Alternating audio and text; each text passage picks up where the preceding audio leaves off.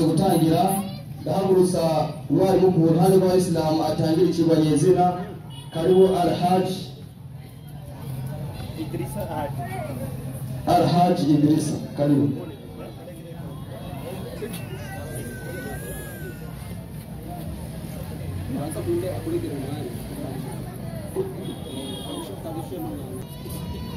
Murakoze cyane, nibaza yuko twatangura n'ikigwa ishaka. Naam, assalamu alaikum wa rahmatullahi wa barakatuh. Wa alaikum assalam wa rahmatullahi wa barakatuh. Ku bakristo namwe amahoro y'Imana bane namwe. Ikigwa cy'uno munsi ni ikigwa kivuga kiti niye nkomoko y'Ukristo n'ibyo bwizera cyane ibikorwa byabwo. Mvuze Ubukristo muri rusangi ntabwo ari ADVENTIST y'umunsi w'indwi gusa, navuze Ubukristo bw'Ubukristo bwose.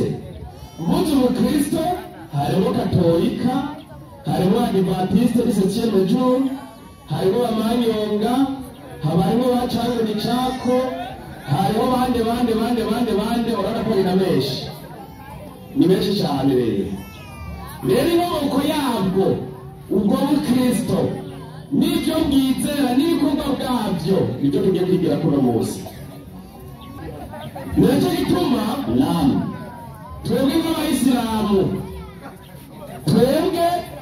nk'abayisilamu kweli turahamya neza ko Ubukristo butigeze butanguzwa n'Imana cyangwa inyuma y'Imana.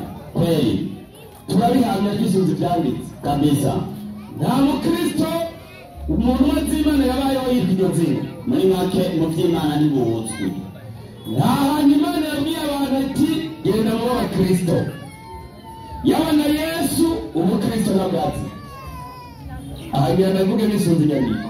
Kweli kubera tunarumuza ko Yesu Ubukristo atabwatsi. Ndio Ubukristo bwatangujwe n'abapagani muri Antiyokiya. Kweli umwaka wa 47 kubamenyi bamwe n'abandi mu 49 nyuma ya Yesu kabisa. Ibyo ndabivuze hari abakristo bongera umusaya akavuga bati arabeshi. Reka twisunge ibyanditse. Kweli turahera muri Bibiliya yera. Ndio ibyakozwe n'intumwa. Ndio 11 2:5 11:25 ibyakozwe n'intumwa. Inyandiko irababwira iti mwongere mukurikirane igira weke avayo ajitazo kurondera Sawuli. Uyu n'umutama bita inde Baraba agiye kwiyongera umugabo witwa Sawuli ariwe Pawulo. Ego amubonye mujana muri Antiyokiya bamara y'umwaka wose bakorana n'ishengero. Bamara y'umwaka wose bakorana n'ishengero bigisha abantu benshi. Kandi icyo gihe bigishije abantu benshi. Kandi muri Antiyokiya niho abigishwa batanguye kwitwa Abakristo.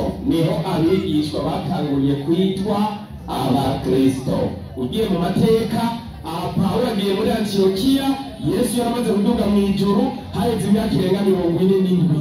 Kweli Yesu avuye ngaha ku isi. Izina Umukristo riba riratanguye kabisa. Ikibazo ngicyo kiba rero ko twumvise Ubukristo butanguriye muri Antiyokiya, butangujwe na Pawulo n'uwitwa Barnaba. Ndio aba bantu batanguje buno Bukristo. Iri zina ryari ryiza, ryari ryabande. Aho nyine ubusobanuro bwa Biblia Takatifu ya Katolika y'Igiswahili, ubusobanuro bw'uwo murongo inasema hivi Wakristo maana yake isobanuro y'ijambo Abakristo bisobanura ngo wafuasi wa Kristo. Akubwira ko abakurikiye Kristo. Hilo ni jina la kupangwa, ati ndio izina bipangiye walilolitumia wapagani wa Antiyokiya, cyakoreshejwe n'abapagani bo muri Antiyokiya. Uvuze rero ndi Umukristo, uvuze tujyawe ndi umupagani wo muri Antiyokiya. Oya ani sio sirabizi kuvuze ndi Umukristo, uvuze ati ndi umupagani wo muri Antiyokiya. N'umuntu umwe gusa ariyopinga. Hano ushima tano opinga bene gutanguza Ubukristo nyene. Reka tubibarize kuko imbere y'upapa nta wundi muntu yari ku Ubukristo. Turahamya neza ko Ubukristo zagiye gutanguzwa n'abakatolika.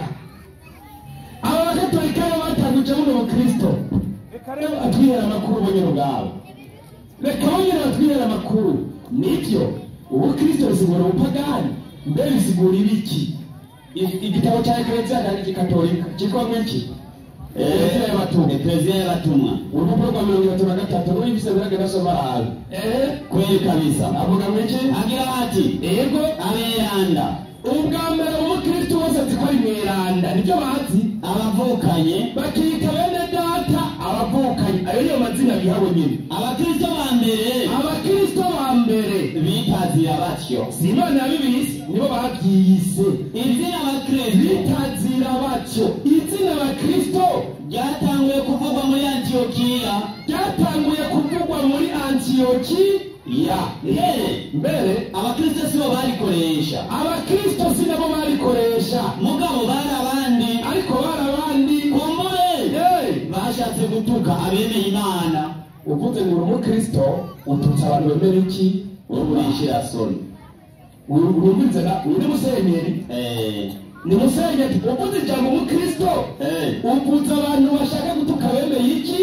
Imana. Rero uvuze ngo muri abakristo mubona uko batuka twebwe abayisilamu twemera iki? Imana. Uvuze ngo umukristo ni gitutsi. Yego kweli. Twese byanditse. Yego. Agira urundi abantu byanditse. Oya asha nuko. Rero inyandiko isobanura iyindi nyandiko isobanura urundi muntu. Kweli kabisa. Sawa? Kweli. Inkomoko y'ubukristo nibyo bwizera. Kweli. Sawa mwarimu? Kabisa. Canke n'ibikorwa byabwo. Ubukristo ramaze gukomoka mu bapagani. Hari icyo bita ukwemera. Ukwemera nyezina. Ukwemera rero nyezina. Kabisa. Ukwemera nyezina ukuri kwigeze kubaho imbere y'umwaka wa 1925. Oya. Uku kwagiye kubaho ku nganji wa Constantino mu nganji wa Romani. Kweli. Umwaka wa 1925 niho hamagaje inama twita Concile de Nicée. Concile ya Nicea. Iyi ni yakipanga ukwemera kose abakristo bagendera ko mwisi. Bose mupinga. Oya. Abana bapinga no mwisi nawe upinga hari. Nukuri. Iyi nama imaze gutangura yabaye umwaka wa 1925 Nicea ni muri Turikiya, n'inama ya 1981 muri Constantinople. Iyi ni yapanze ukwemera kose kw'abakristo. Kabisa. Nicyo gituma inyandiko ari ndende, ariko sinaje ko nayivuga ku mutwe wa Kristo arayizi. Kweli. Uzawumva mu gisabisho cy'inama y'abatuba tuvuga tuti nemera Imana datarugira byose ari ijuru n'isi iboneka n'ibitaboneka. Nemera kandi mukamwe Yesu Kristo n'umutuka ku muco ni Imana nyakuri iva ku Mana y'ukuri. Yarabyawe ntiyaremwe asangiye ubwoko na se, byose byaremewe kuri we. Iki ni igisabisho cy'inama y'abatuba cyafondewe mu nama ya Nicea, gitumwe ko n'umupagani yitwa Constantino. Ahantu pinga kabisa baca barumvikana abantu bakura gusenga Imana n'urutende babajana kubagikanya iki? Imana. Kubera bw'icyo rya mbere mwari muri kuvuga ngo iki? Usenga Imana yose uyikunde kuruta byose. Kuva mu bibiri ndayongera kandi ndora Imana yawe yagukuye mu gihugu cya Egiputa mu nzira ubuja. Ntukagire izindi mana mbangikanye. Aba bapagani bakwanije inama ya Nicea nibo bazanye gusenga Yesu kuko ko ari iki? Ari Imana. Ibwirizwa rya mbere bwa riti usenga Imana yose uyikunde kuruta byose. Mu nama ya Nicea ati oya, na Yesu ni Imana iva ku Mana, ni umuco uva ku muco, mbere ni Imana y'ukuri iva ku Mana y'ukuri. Urumva abakristo bose Imana zingahe? Izo zibaye zibiri. Nicyo gituma twabwe ubukristo n'ibyo bizera n'umwuka wawe mu bapagani. Ubyumve uhakana wakane n'ukubiri nuko bigenda. Siko bimeze. Ibyo n'isi yose nipinga. Isi yose ariyo pinga ko abakristo badasenga Imana y'urubeye. Kabisa. Mwese musenga Imana iva ku yindi ariyo Yesu. Kweli. Ariko bituma abakristo bose bashibacanga wowe Imana ni y'urubeye. Oya, badavuga ngo Yesu nawe ni Imana. Wamara tunyima Yesu ari Imana, Mariya nawe yabyaye iki? Mariya yabyaye Imana. Ibaza Imana icyangwa n'abantu yaremye. Nawe yumviye. Umuntu atandukanye Mariya mwenda nyina w'Imana. Imana icyangwa n'abantu yaremye. Ugatura ngo ukwemera kandi ukajya kuyisenga. Kandi ukajya kuyisenga. Urabona ati na Yesu byagaye no gace cy'Imana ngo oya, tira ko Yesu yavuze ati data mwami w'ijoro n'isi muri Matayo 10:25. Iyi Imana Yesu nawe yabwira yitwa Haso n'umwarimu. 10:25 yabwira iti Matayo. Muri icyo gihe Yesu aravuga ati ndaguhimbaza data. wabaze umukristo none ko Yesu avuze ati naguhimbaza data nawe ukabusenga Yesu byagenze guteza kikimana nawe afise Imana yahimbaza ajaga ngo ya Yesu ni umwana w'Imana abandi nabo utagira mpemu yera ntuwo abandi bati utagira mpemu yera ntuwo bitahura padiri nawe bibanga bikwemera n'agatangaza abandi ngo turi kwemera urumire kuco wafashe ibi byose no kuzibira upagari gakorera muri Antiokiya kweli bakawuzibira neza bakamugeza bakamutagatifuza abantu bakiyumvewe ko basenga Imana kweli urabona bariho ibi rero utari umuntu abona kure n'uwo bitahura kuko babyubatse bafise ubwenge kweli kabisa ibanze gusenga Imana iva ku yindi ugaca urindira ijoro ndashobora kariya munsi ngo nemera kandi mu mutima mutagatifu turamusenga tukamuninaza kubera data na mwana niwe yoheje abantu zivyo bavuze ibintu tugusenga Imana yose ikunde kuruta vyose mwana mutima mwana turamusenga tukamuninaha za ukandi ngo Yesu yarabyawe ntiyaremwe wasangiye ubwoko nasi ako kantu n'abantu benshi banagatahura ushiba rero upagani yarabyawe ntiyaremwe uvuze ngo yararemwe wocubatwa ati yaremwe nande nasubira kuba y'Imana bavuga kuko bahinyuje yego kabisa ariko bagenda kureba muri Bibiliya uza gusanga Yesu yararemwe Kolosayi 1:15 1:15 yandika iti agira menshi niwe shusho y'Imana itaboneka ati Yesu niwe shusho y'Imana itaboneka niwe fura mu byaremwe byose ariko abakristo bose ku isi ngo yarabyawe ntiyaremwe kandi yararemwe amaze kuremwa rero nashobora kuba Imana kuko yagize gute yararemwe uvuze Yesu ngo ntiyaremwe ubwo ni upagani ego kabisa uko yinjira mu gihe upagani muri Antiokiya kweli nicyo tuvuga tuti niye n'amoko y'ubukristo n'ibyo bwizera ikigira kabiri bamaze kubona abantu ko bose bibyanditse bafise imbere bagiye bayigeza abantu ukuri kweli baca batungana ati Bibiliya bakayisoma yose turahinyuka yego baca bategura amadominika mu madominika bashira n'amabaruwa n'injili kweli ibi bizosomwa nta birenga ibi isi yose kugira ngo abantu baje mu bitabo ngo basesangure barawe kabisa icyo tubona bahamagara ati dukora ibiganiro nk'ibi bahonye baha kandi abari bakozi bateguye byose usidiri bakoze baraza aho uzingiye kweli kuko batabizi gusa no gutora gusa wisoma utazi ibyo bibi yego kweli sasa rero mwarimu naam ikigira kabiri mu mijyi bakora ni umusegayi itari bakora muri kitari ngaha ingoma zaryoshe umuziki ni sawa kibazo mbega Imana ikeneye umuziki cyane Imana ntiyemera umuziki Yobu 2:11 igitabo cya Yobu ego muri ko bakora 2:11 yandikira iti yandikira 2:11 igitabo cya Yobu ego mukurikirane neza kandi mwongere mwumvirize inyandiko y'ababwira amarimo babwira ngo iki hagira hati ego ibibondo byabo imirongo imbere yabo nk'umukuku ega usanga babashize imbere mu kuja kuririmba harabijyambere harabitwa batambira Imana n'abiyerekera Imana kandi ibyo byose barabitunganya neza mu ngoro y'Imana Imana yo muri Bibiliya ivuze iti ibibondo byabo babiyobora hehe bandanye kandi abana babo bama babyina usanga bariko babyina mu ngoro y'Imana baririmbisha udushako tw'ingoma n'inanga ugasanga ariko bakubita ingoma n'inanga mu zizoga zariko ziravuga bakanezerwa n'ijwi ry'umwironge bakumviriza imyironge bakaryoherwa bakibaza ngo bari mu by'Imana iminsi yabo bayimara bananiwe yewe ngo umunezero ukamenya ngo buzuye muri mugera ntibazi ko bari mu bibazo maze bakamanuka ikuzimu banibutse Imana ati burya abantu bose baririmba bamanuka ikuzimu bameze gute banibutse none umuntu anibutse azoja mu ijuru wapi we bananya muri biri komeza ukomeze kabisa iyo ni imigirwa ya Kristo ibyo nyine mu pagani kuko baje kuzimu banibutse niba muririmba mucamuza manze mufutira imenyandikire muri Bibiliya bayikure kweli muyikure nyuma ko mwemeza kuririmba muyifute kabisa mucye mutwara y'Imana bagati byina iyi mwayifuza yego n'ukuri icyo ni kimwe mu byo bakora ibindi bigirwa mukora baragenda bakabatiza abantu mu izina rya data n'iry'umwana n'iry'umwera rw'ibi kamugaramika mu mazi bakubita mu mazi niba atari upagani ndakeneye mu nyandiko Nowa batizwa Nowa ego Nowa abatizwa ndakeneye mu nyandiko Aburahamu abatizwa ndabivuze ko bari kimwarimu umwarimu wagiye avuga ati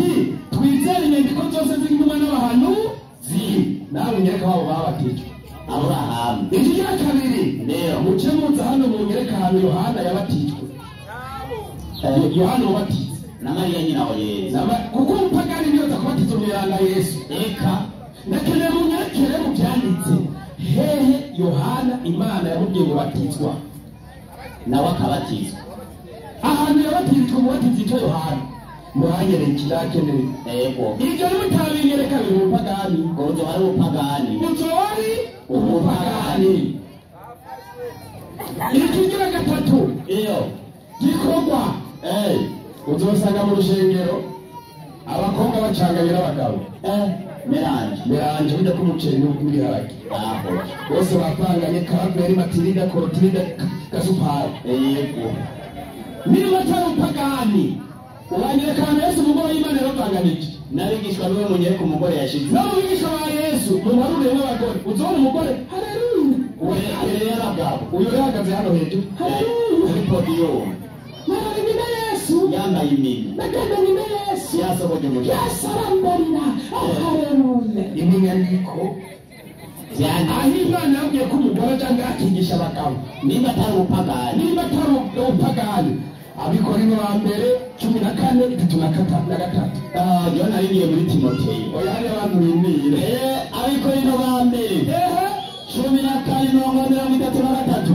ego yani bigiriti igira ngo iki Imana atari umuvurungano Bibiliya iravuga iti kubera Imana si umuvurungano ariko ni amahoro Imana ni amahoro nk'uko bimeze mu mashengero yose y'abera wumvirize ngo nk'uko bimeze mu mashengero y'abera yani abantu b'Imana abagore bagire gute abagore bacereze mu ishengero abagore ntibavuga mwe nimuririmba nemuvuga ariko mu mashengero y'abera abagore bagire gute bafunga umunwa ntibatyogore bafunge umunwa komeza bacereze kuko batemererwa kuvuga mu ishengero ariko baganzwe mu kivyagezwe navyo bivuga ibaza umugore ugasanga agaze imbere y'abagabo bakarigishije ijambo ry'Imana inna lillahi wa inna ilayhi raji'un yani umugore akaganza abagabo ngo hare amen amen kandi nihagira icyo bagomba kwiga babariza abagabo babimuhira kuko biteye isoni ku mugore avuga mu ishengero ati ukuri birateye isoni ni Bibiliya yanyu n'akamaramazi n'imishini muri batarupagani iri muraryubahiriza n'akamuna ibyo rirubahirizwa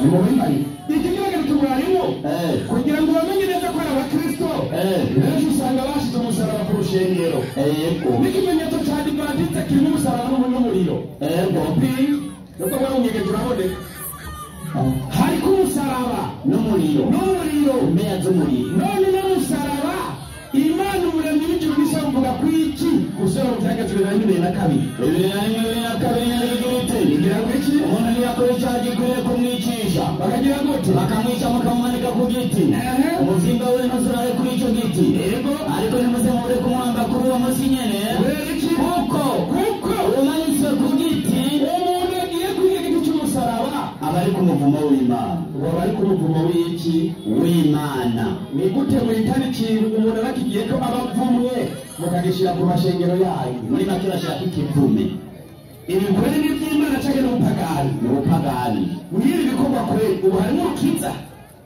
hama muce muza hano mwongere kandi Yesu yinjiye mu ishengero riri ku musaraba Yesu niba umuntu ukisi bwa Yesu mumbarira hano Yesu yigeze yinjira hari iki umusaraba rometonike jana bikeneye kubera none gukora ukamenya ngo wemera Yesu ugacuta gukora ibintu Yesu atigeze agira gute akora siko bimeze kabisa jana kivutse hanyuma iyo umuntu abatijwe ndakigarutseko hari ibiyemera hamwe baremera ati wemera gupfa no kuzukana nande na Yesu nawe abatizwa n'ibyo mukora bya Yesu yemeye gupfa no kuzukana nande igihe abatizwa ikete niwe gibatisimu ryatowe ndiko bayatora mbese niwe batisimu yitwa izina Yesu wabaye gibatisimu yitwa mwiki nyine ibyo mukora bya Yesu yarabikoze umuze hano mu rusigo niba atari umupagani ikigira kabiri mwarimu barajya umubiri wa Yesu abo n'abarotsi oya barya umuntu barya umubiri wande wa Yesu bakabona amaraso yiwe kandi amadini yose ya Kristo nabikora kumwe ikibazo bijya ni bya Yesu cyangwa buri rushengero rwose rufite porogaramu yabo ingene barya umubiri wande wa Yesu Biblia itubwira ngo iki umwanya baheze aha uragaruka salamu alaykum wa alaykum salaam wa rahmatullahi wa barakatuh ikiba kivuga kiti niyo inkomoko y'ubukristo n'ibikorwa vyabwo uruje kure y'icigo nibaza umwarimu yagerageje batubwiye ngo vyoro mukunze kuzana ngaha pana salamu alaykum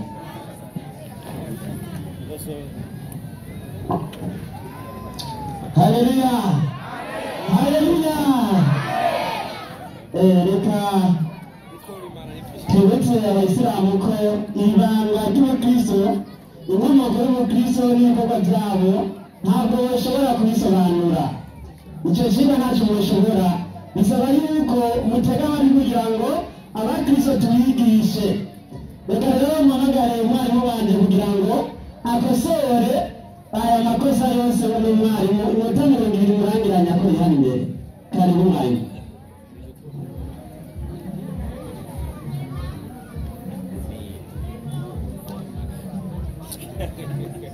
Hallelujah.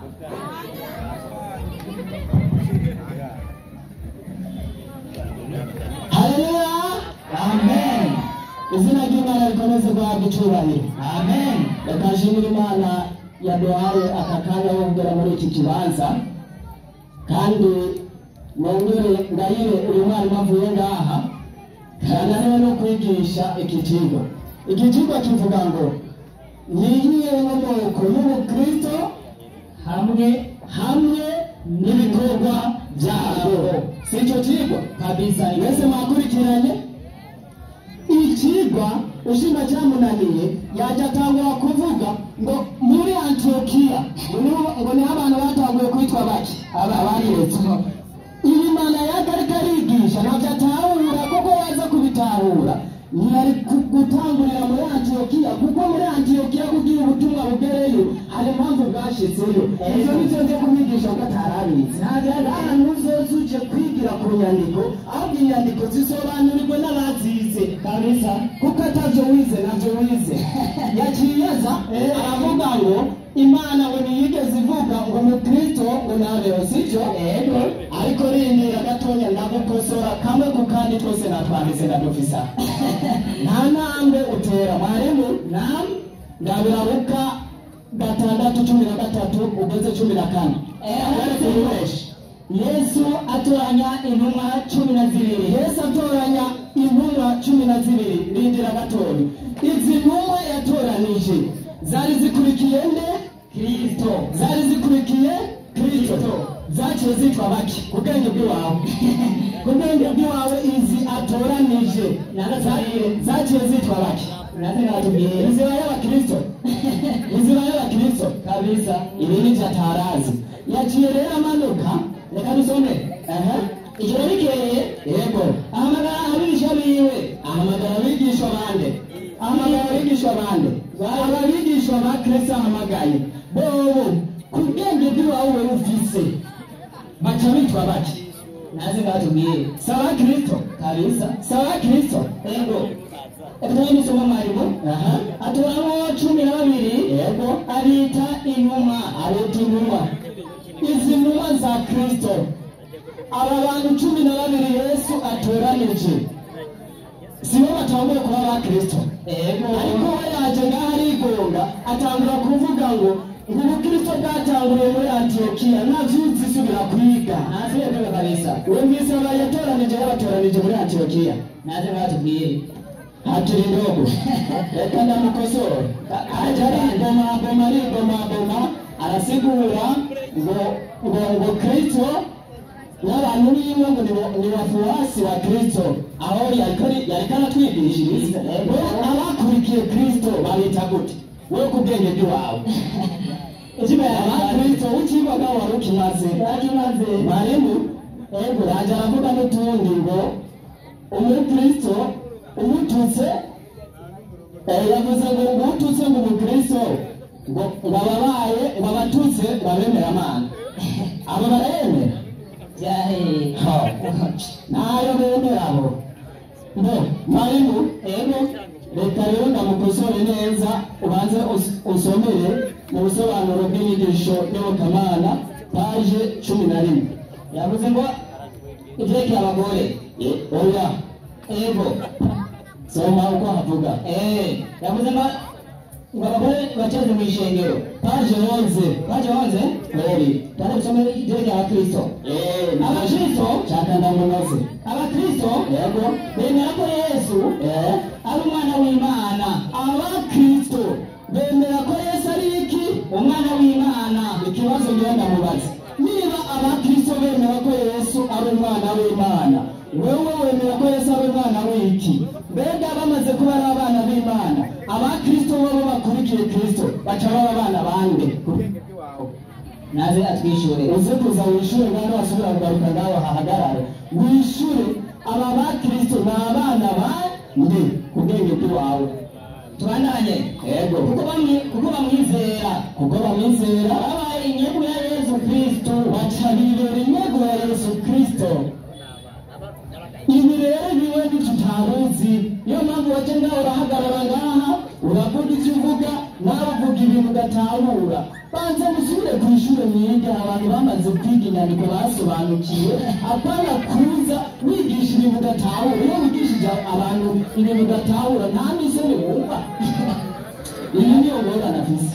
Mwari muri nyandiko, reka tuganirize inyandiko kabisa. Reka turabe muri Matayo 11:25. Haranditse ngo niho yasomye ngo ndamuhimbaza data. Ati ndamuhimbaza data, mwami w'ijuru n'isi. Mwami w'iki? W'ijuru n'isi. Yavuze ngo Yesu ngo ni umuntu, sibyo yavuze? Kabisa. Uyu Yesu siko yavuze ngo ni umuntu. Ego wanari gusenga bandanye usome. Ndamuhimbaza data, mwami w'ijuru n'isi.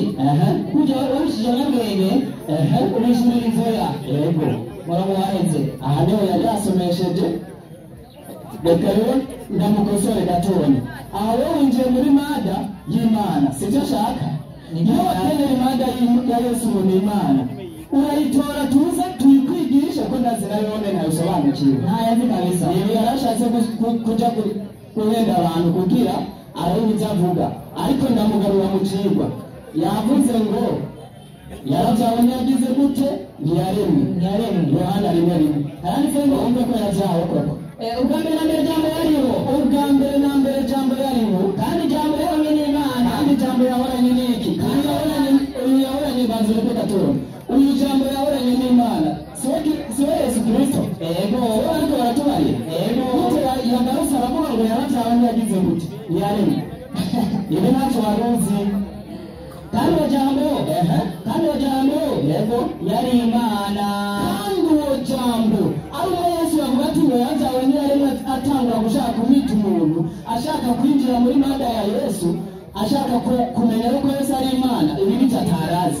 Uyu jambo ari Yesu Kristo, n'abamukurikiye dusanga ari bo ba Kristo, dusanga bakurikiye iki?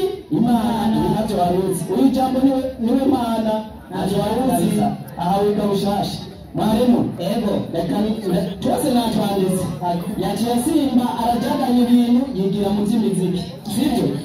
Ko abantu bambere bakora imiziki naba barimo kabisa. Haririmba ngo nta yindi Mana twosenga. Izo ndirimbo ziririmba. Ndagukosora. Amugisha yari yasohoye muri 2011. Somera Zaburi 150 ku murongo wa mbere. Yego, mugabo cy'Imana Bibiliya. Zaburi 150. Twumve icyo nyandiko ibabwira abagabo. Basomere bavyumve ko ndazibataje yari zahawe n'abashaka. Aranditse ngo haleluya. Haleluya. Mushime Imana ahera hayo. Mushime Imana ahera hayo. Mushime no mutazame y'ubushobozi bwayo. Yego, mushime n'iterambere yakoze. Yego, mushime amaboko yere ubukuru bwayo. Yego, muhamaye ubukuru bwayo buhambaye. Mushime ishiki n'inzamba. Mushime ishiki n'inzamba. Mushime ishiki n'inzamba. Mushime ishiki n'inanga.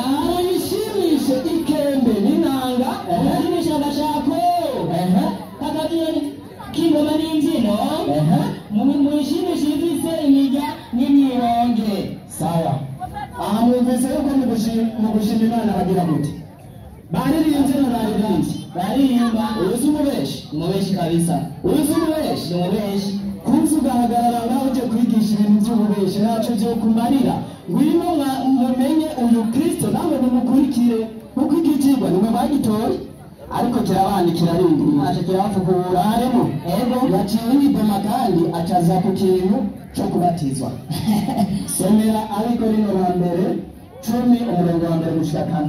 Handitse ngo muri cya gitabo cy'Imana sawa abikorino ba mbere 10 umurongo wa mbere handitse ngo nashite mwarimu inyandiko irabwira iti indira gute bene data ati bene data uzaba ko mutamenya yuko singomba ko mutamenya yuko mwebwe mw'abayisilamu mwe yuko basokuruza bari munsi ya cya gicu yuko basokuruza bari munsi ya cya gicu kandi yuko bose baciye mu hagati ya cya cyaka kigabanije bose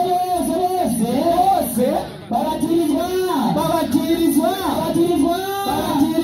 baba bose muri icyo gicu no muri icyo kiyaga sawa yabajije ngo abantu ngo babatije gutaradondagura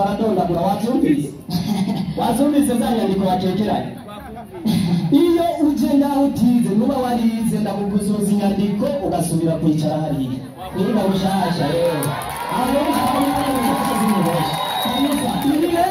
ibyo byabacanze bagatahura batazi barimu yabuze n'amarembo nawe sinyabatijwe soma Matayo Matayo 3 umurongo wa 5 hasomere handitse ngo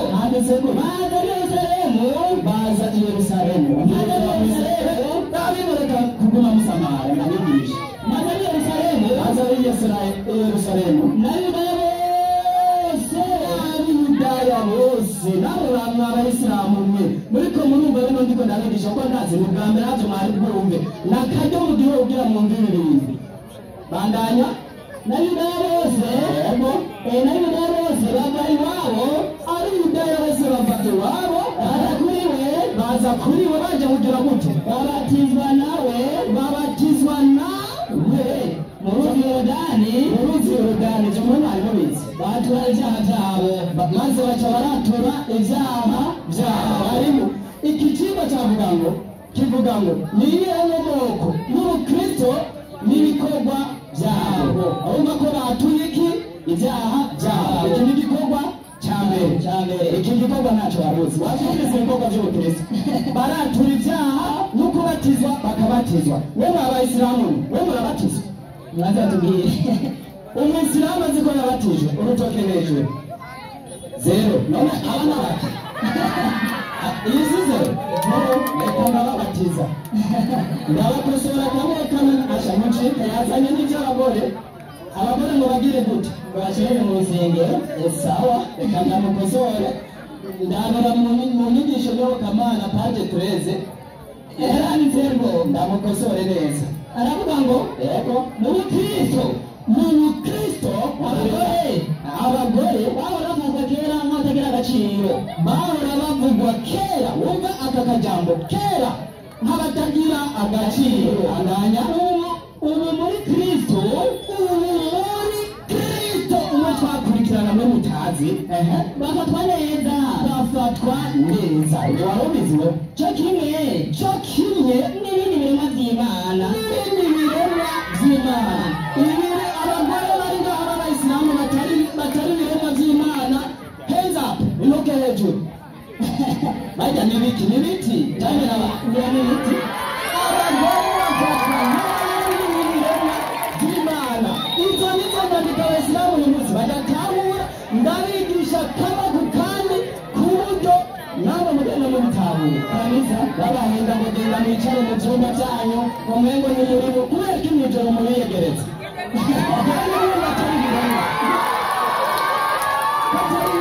mubiyegereze kubera iki barimo zaburi swasani witi 11 nashitse hamwe ku kandi nakukosora havuga muti zaburi 38:11 arakokosora n'abandika mu gitabo cy'Imana Bibiliya handitse muti Imana yavuze iti abagore bakwiza inkuru nziza nabajije ikibazo abagore bari ngaha b'abayisilamu intoke hejuru wabonye ko atari abagore b'abakristo bari ngaha intoke hejuru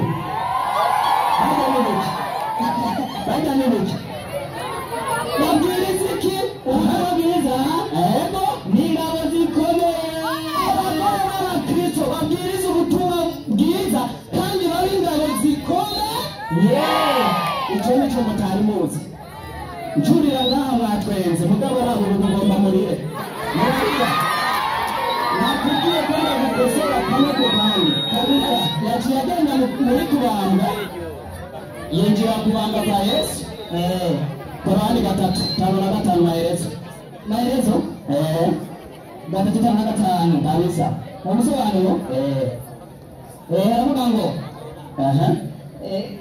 eka dusome tukufu soma hiyo 3:5 soma aranditse ngo anditse gute ntashitse mwarimu soma hiyo nibuke igihe aravuga Yesu ati rero Yesu mu by'ukuri nzokwica ati mu by'ukuri nzokwica uyu ni ara kumbe ano yicaye Yesu uyu muntu ala wiwanyu mwebwe mwizera avuze ko ariwe yica Yesu iyi nyandiko niyo cyane siyo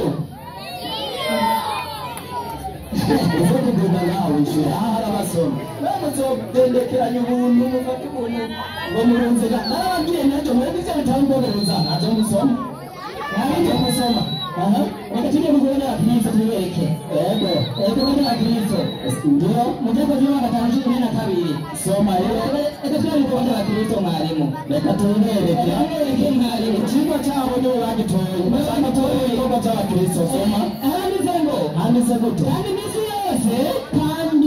yose mu rusengero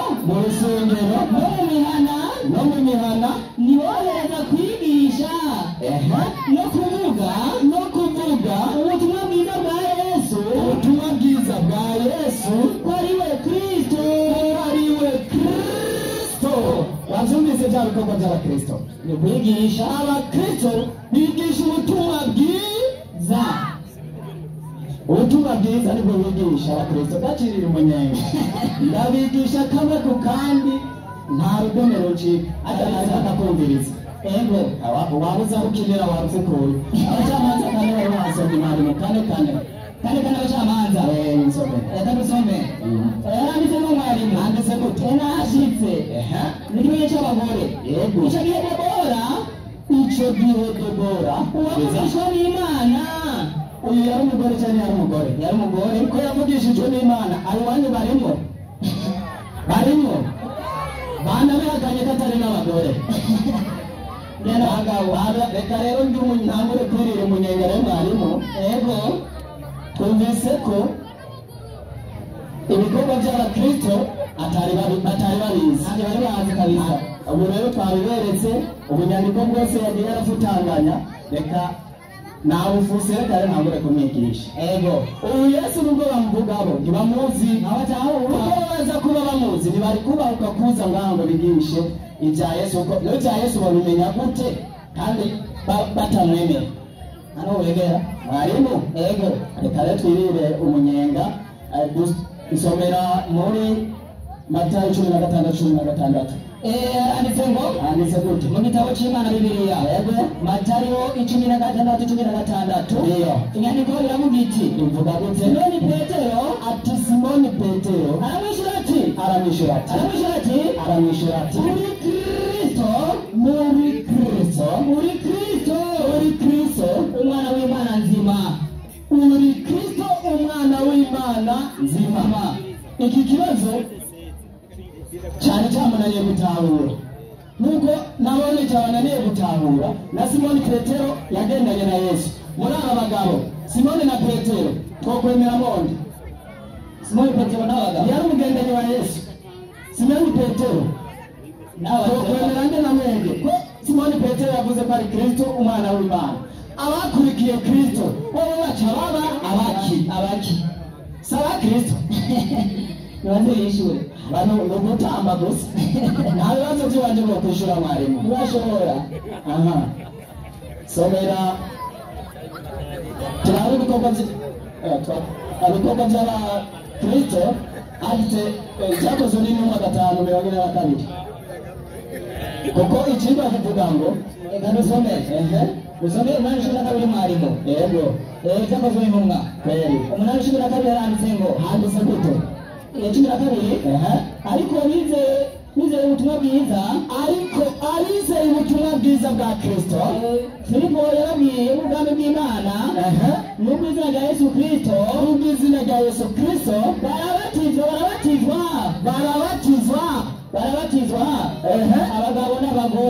abagabo n'abagore bemeye ubutumwa bwiza bwa Kristo barabatizwa. Ikibazo nguma ndababaza, abagore n'abagabo muri aba Bayisilamu babatijwe bari hehe? Barimo? Ego barimo? None ntabo yariko yigisha iki? Baraza ngo bakigisha ibintu badatahura. Mwarimu ego kanyone nanamweretse abakristo ba mbere namweretse muri Matayo 4:12 reka twamusomera abakristo ba mbere Matayo 4:12 yaranditse ngo yumvise ko Yohana yashyize mu ibohero, ati yumvise ko Yohana yashyize mu ibohero aca i Galilaya yimuka i Nazareti aja kuba i Kaperinaumu hafi y'ikiyaga rwa Zebuloni na Nafutali. Ivyanditswe na Yesaya yagushwa n'Imana bishike igihugu ca Zabuloni n'igihugu ca Nafutali bayo kiyaga. Ndagaruka batubwiye ko umwanya waheze agarukira tumva icyo asubira kuvuga. Haleluya haleluya haleluya. Rero cyane Imana bamugisha nibaza hariya shehe n'umugwiwe wumvise ko kwinjira muri iri banga ry'ubukristo atari ibintu byoroshe. Nibaza inyishura yumvise nasubira no kuza ngaha gusigura ibyo atazi, baze bariga gusa kandi batuje. Namwe ishengero turabinginze kugira ngo mugire umunezero w'umutima, mugire ituze. Reka rero mpamagare Mwenyekiti kugira ngo yongere ahagurutse umwarimu wiwe mu minota 20 kugira ngo twongere twumvirize ibyo avuga. Karibu. Assalamu alaikum wa rahmatullahi wa barakatuh. Wa alaikum assalam wa rahmatullahi wa barakatuh. Igitangazo no munsi haje hamwe n'abana n'ukuri. Hari ikibazo kivuga giti niyihe nkomoko y'ubukristo n'ibikorwa vyabwo. Haje yavuze bwakomotse muri